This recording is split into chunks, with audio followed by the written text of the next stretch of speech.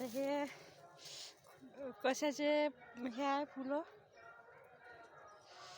तर हे आहे आंबाडी आणि निसर्ग आपल्याला भरभरून देतो. किती सुंदर असं फुलं आहे.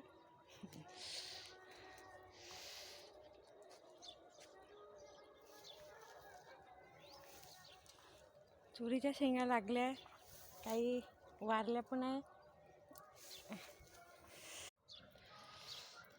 तुरीच्या शेंगा तोडत आहे.